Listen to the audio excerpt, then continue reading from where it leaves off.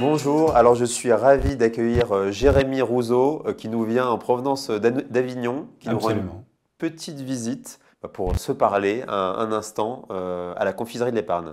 Bonjour Raphaël, merci beaucoup de m'avoir invité. Ça me fait très plaisir d'être là pour discuter un peu de SCPI, du marché, de Kianeos.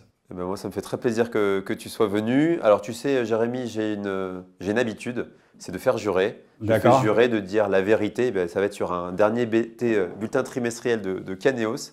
Du coup, comme ça, c'est ça? Exactement, voilà. De dire la vérité, toute la vérité, et dit je le jure, parce que les murs ont des oreilles. Ok, alors je vais faire de mon mieux, je jure de faire de mon mieux.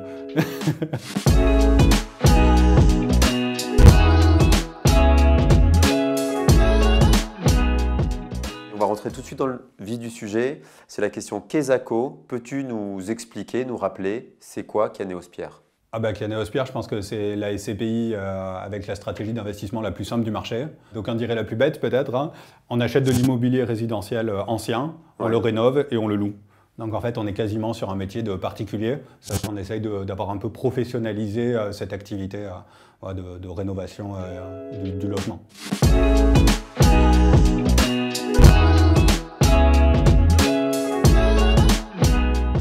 Alors Kianeos Pierre, combien ça rapporte? Alors, Kianeos Pierre, combien ça rapporte? On distribue 16 € par part tous les trimestres depuis maintenant un peu plus de 2 ans, je crois. Donc du coup, on a vraiment un dividende qui est extrêmement stable. Et ça fait quoi en performance? J'allais dire, le problème, c'est que dans le même temps, on a la mauvaise idée d'augmenter le prix de part. Donc comme tu sais, en fait, ce sur quoi les gens communiquent en SCPI, c'est le TDVM, tu connais ça mieux que moi. Et donc c'est le dividende annuel, donc 16 fois 4 trimestres, ça fait 64 €, rapporté au prix de part. Donc le prix de part moyen l'année dernière, c'était 1050, cette année c'est 1070. Donc l'année dernière, ça faisait un peu plus de 6%. Et là, cette année, ça fera peut-être un tout petit peu moins de 6%. Mais on est assez relax vis-à-vis de ça, c'est-à-dire on fait autour de 6%, mais on se dit pas c'est une règle d'or, il faut qu'on soit au-dessus de 6%. Voilà, il y a une dynamique sur le prix de part, une dynamique. Et d'ailleurs, dans le dernier bulletin trimestriel, on va peut-être en reparler plus tard, mais moi, voilà, j'ai aucune restriction à dire. Ce que je constate, c'est que les prix augmentent et que les loyers sont stables. Donc effectivement, si le prix de part continue à augmenter et qu'on est toujours à 16 € par part en dividende, du coup, le rendement, calculé en pourcentage, s'étiole un petit peu. Donc la bonne nouvelle, ce que tu es en train de dire, c'est qu'il y aura probablement des revalorisations de prix de part sur Kianeos Pierre, puisque le patrimoine a plutôt tendance à se valoriser. Par contre, ça va plutôt égratigner un petit peu, éroder le rendement. Puisque j'ai juré de toute la vérité, là. En même temps, tu me connais un peu. En général, je suis assez franc-parler. Je communique jamais sur les augmentations du prix de part. La vérité, c'est j'en sais rien. Moi, tu sais, je viens de la finance traditionnelle, les valeurs mobilières. Et la base, c'est qu'on ne sait pas quel sera le prix d'un actif financier demain. Et c'est pareil pour l'immobilier. On ne sait pas quel sera le prix dans 5 ans, 10 ans. Tu vois, je crois que l'année dernière, les petites villes où j'investis, elles ont une hausse de prix en moyenne qui était plus forte que la hausse des prix dans les grandes villes. Je pense que c'est la première fois depuis les années 90 que ça arrive et personne n'aurait pu l'anticiper avant le Covid. Tu vois. Donc je ne sais pas comment vont évoluer les prix. S'ils continuent à augmenter, il y aura des hausses de prix. Et puis s'ils baissent, il y aura peut-être des baisses de prix de part. Mais en tout cas, ce qu'on voit, c'est qu'il y a énormément de résilience au niveau des loyers.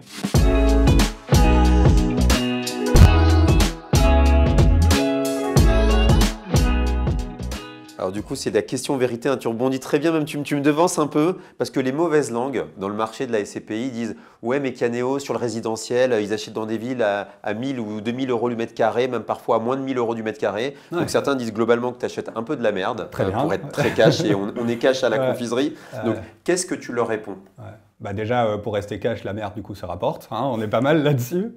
Non, mais il y a plein de choses à dire là-dessus. Je peux te raconter une anecdote. Un jour, tu sais, donc la SCPI est distribuée par des gens comme toi, conseillers en gestion de patrimoine. Et un jour, j'étais à Paris et la personne me dit ça, ce que tu me dis. C'est-à-dire, tu investis dans des petites villes, là, c'est quoi Cavaillon, Draguignan, Nîmes, enfin Avignon. Et alors du coup, je lui disais, bah écoute, c'est des villes, pour le coup, qui moi me semblent plutôt des villes de taille moyenne, tout va bien, il y a du monde qui y habite, c'est des villes, certaines ça se passe plus ou moins bien, et on s'améliore là-dessus. Maintenant, on a bien identifié celles où on poursuit nos investissements de celles où on ne va pas trop. Et donc le lendemain, je rentrais à Avignon et je vais voir un conseiller en gestion de patrimoine avignonnais et qui me dit, voilà, mais c'est quoi ces villes où tu as investi? Là, je vois Beaucaire, je vois Château-Renard, je vois des... Mais c'est quoi ces petites villes autour? Et je lui ai répondu exactement ça. Je lui ai dit, bah, tu vois, vu depuis Paris, Avignon, bah, c'est un peu la petite ville. Et vu depuis Avignon, et bah, Beaucaire et Château-Renard, c'est un peu les petites villes où il ne faut pas aller. Mais la vérité, c'est que nous, on regarde beaucoup la démographie. Voilà, donc il faut qu'effectivement il y ait des locataires.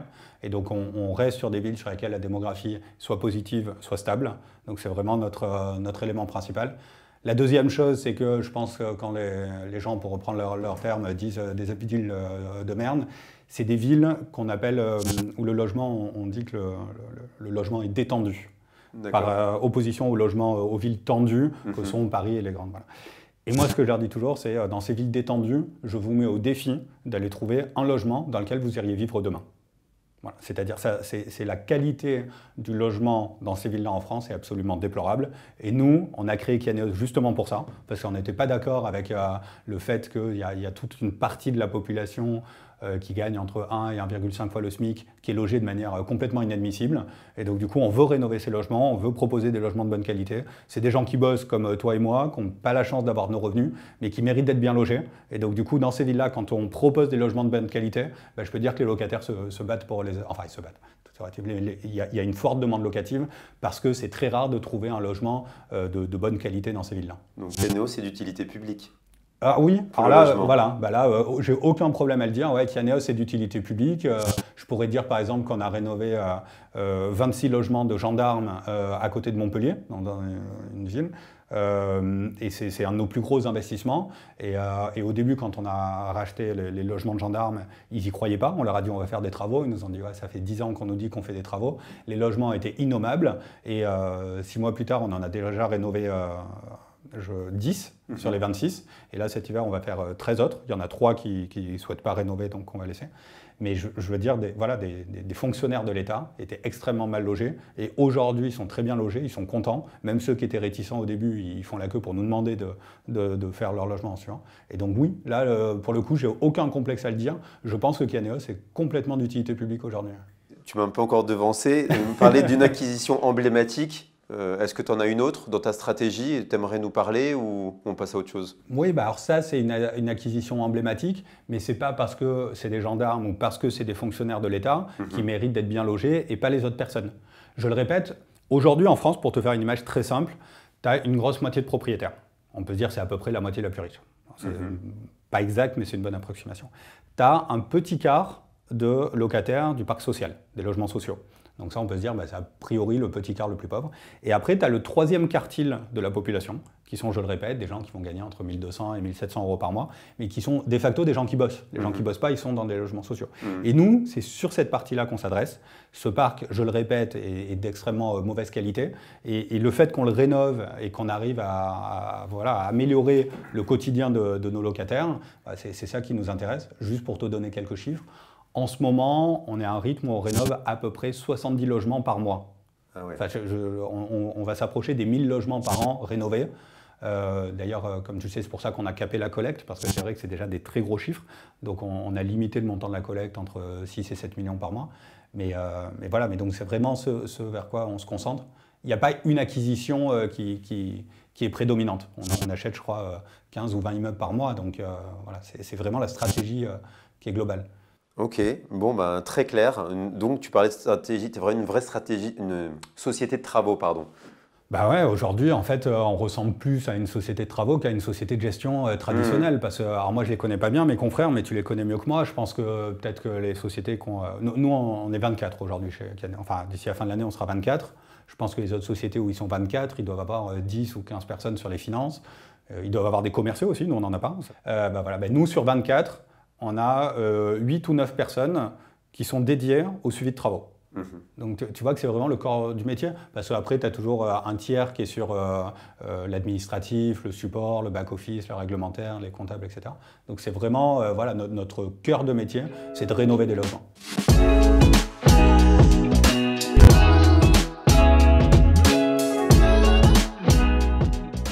du coup, je vais rebondir sur une question que j'aime beaucoup, c'est la question du petit prince. C'est comment tu te représentes ta SCPI si tu devais la dessiner en te donnant ce tableau. Alors là, ce que tu ne sais pas, c'est que mes maîtresses de maternelle, parce que j'ai eu une scolarité très difficile, mes maîtresses de maternelle allaient voir ma mère en lui disant « on s'inquiète parce qu'il ne dessine jamais ». Et effectivement, tu ne pouvais pas me poser une question plus difficile que celle-là. Alors ce que je te propose, c'est que je vais essayer de faire une maison, et puis après je vais mettre une belle isolation. Ah oui, non, il faut la surprise. Il faut une surprise. Ah bon, on sort du cadre, on se challenge un peu, faut dessiner. Bah là, effectivement, je te confirme que tu m'as bien challengé, je ne m'y attendais pas, celle-là. Je vais te mettre en rouge ce qu'on fait sur la partie énergétique. On réduit d'à peu près un tiers la consommation d'énergie et on divise par 2 les émissions de gaz à effet de serre sur la SCPI Kianéos-Pierre. Tadam. On est bon?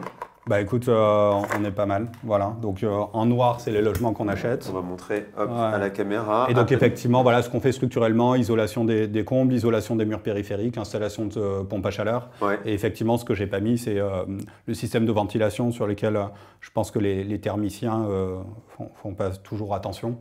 Les thermiciens, les professionnels de la thermique du bâtiment, voilà. Et alors, du coup, c'est ma question punchline. Si on devait résumer en une seule phrase Kianéos, ça serait laquelle et est-ce que tu peux la noter sur le tableau? Alors là, j'ai pris des cours de marketing quand j'ai créé Kianéos. Donc du coup, j'ai une phrase, il faut que je m'en souvienne, c'est Kianéos qui allie rendement financier, performance énergétique et qualité du logement. Alors là, pour le coup, je peux te faire un deuxième dessin parce que j'ai même un petit dessin. Tu vois, ça y est, je me sens pousser des ailes, je fais des dessins. Il ne voulait pas dessiner, il nous en fait 2. Ouais, voilà. Mais voilà, je vais te faire un petit dessin. Hop là.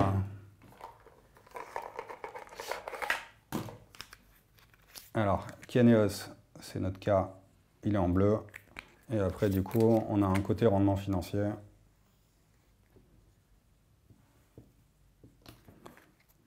Environnement, je vais le mettre en vert parce que c'est à la mode de le mettre en vert quand même, l'environnement. Alors c'est vrai, quand on dit environnement, il faut faire attention. Il faudrait plutôt parler d'efficience énergétique. Je crois que c'était l'AMF d'ailleurs qui m'avait repris là-dessus. Parce que l'environnement, du coup, c'est vrai que c'est plus global en fait. Là, on est vraiment sur de l'efficience énergétique. Et qualité du logement, en fait, on pourrait parler de confort du locataire aussi. Voilà. Tu vas voir comme j'écris bien.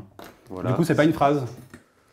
Non, c'est pas grave, c'est du Jérémy, c'est out of the box. Voilà. Donc rendement, qualité du logement, environnement. Très bien. Ça te va? Ouais, super.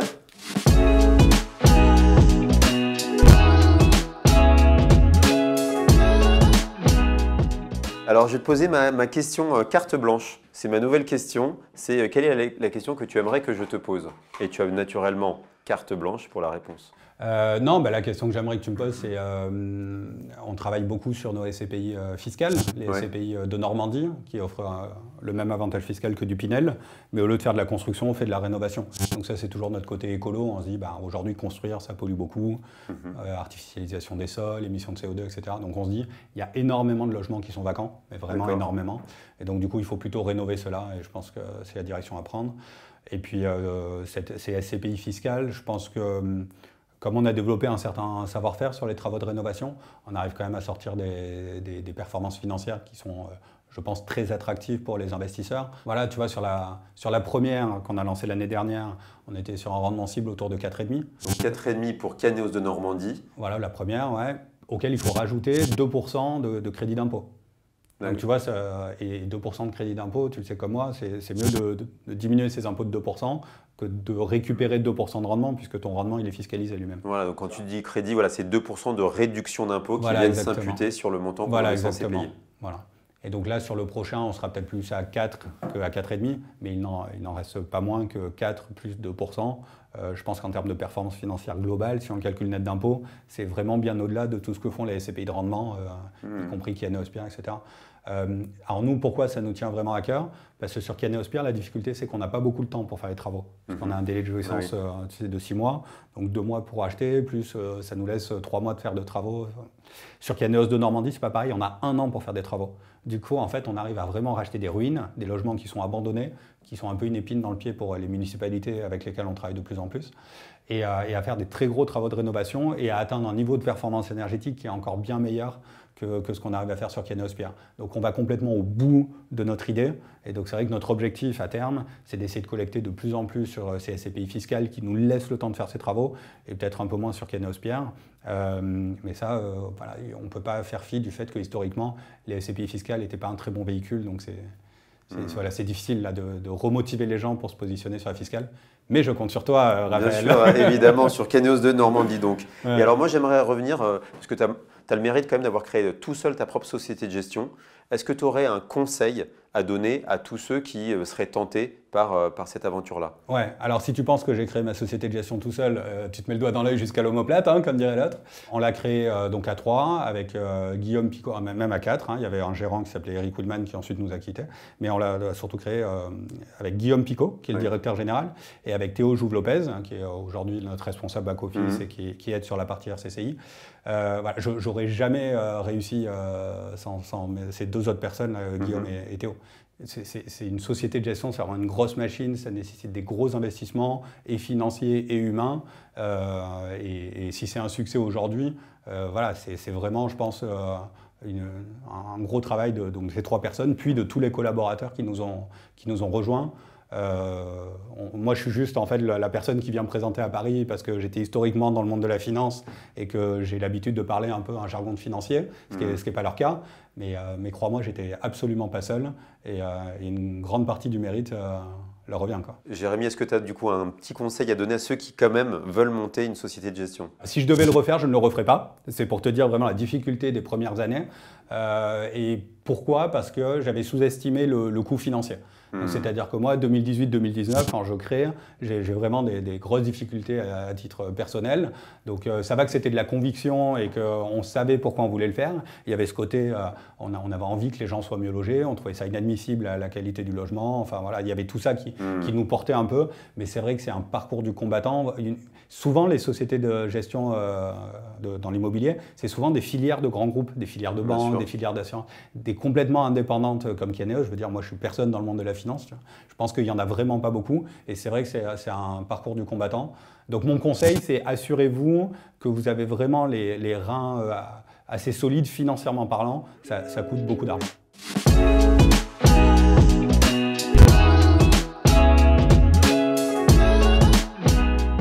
Je sais que tu n'es pas trop forcément dans le marché de la SCPI, mais c'est ma question fair play, chouchou. Si tu devais investir à titre personnel dans une autre SCPI que Kianeosphere ou Kianeos de Normandie, ça serait laquelle et pourquoi? Comme tu l'as dit, je ne connais pas très bien le marché des SCPI. Mais par contre, ce que je sais, c'est que j'ai des confrères dans le résidentiel. Ouais. Donc qui s'appelle Urban Premium, c'est ça. Je crois qu'ils ont une SCPI de rendement mais qui n'est pas résidentielle, mais ils ont des SCPI fiscales. Ils ont Urban Cœur Commerce. Voilà, donc ça c'est pas du résidentiel, si je dis pas de bêtises. C'est de rendement sur du commerce, des biens de commerce. Et après ils ont des SCPI résidentielles, fiscales. Exactement. Voilà, donc c'est plutôt un des acteurs principaux du résidentiel. Je pense qu'orienter une partie de la collecte des SCPI vers le marché résidentiel dans cette logique de rénovation, voilà, c'est ce qu'on essaye de faire chez Kianeos, mais je pense qu'il faut qu'il y ait beaucoup plus d'acteurs. Donc voilà, encore une fois, je ne les connais pas personnellement, mais je trouve ça bien qu'il y ait plusieurs acteurs sur la rénovation. Donc si je devais en citer une, en tout cas, du coup, j'en ai pas cité. C'est la société de gestion Urban Premium. Voilà. Et plus particulièrement leur SCPI résidentiel. Voilà. Et qui propose Urban Bière 5, qui est une SCPI de déficit foncier actuellement. Et ben voilà, très bien. Voilà. Et alors maintenant, quand même, ma question confiseur, hein, pour conclure, parce qu'on est quand même dans une confiserie. Jérémy, c'est quoi tes bons becs préférés? C'est les Schtroumpfs. J'aime bien les Schtroumpfs. Mais qu'est-ce que c'est surprenant, hein. Et tu sais pourquoi? Parce que le grand Schtroumpf, il a un bonnet rouge. Et donc? Et ben donc c'est la classe, un bonnet rouge. Et ben tiens. Et ben voilà. Des Schtroumpfs. Et ben c'est bon, il y a des grands Schtroumpfs à l'intérieur. Il y a la Schtroumpfette aussi avec le... Ben voilà, t'es rassuré? Tout va bien. Bon, ben merci Jérémy, c'est une super interview. Et puis j'ai envie de dire à la prochaine pour un nouvel épisode à la confiserie de l'épargne. Merci. Merci à toi.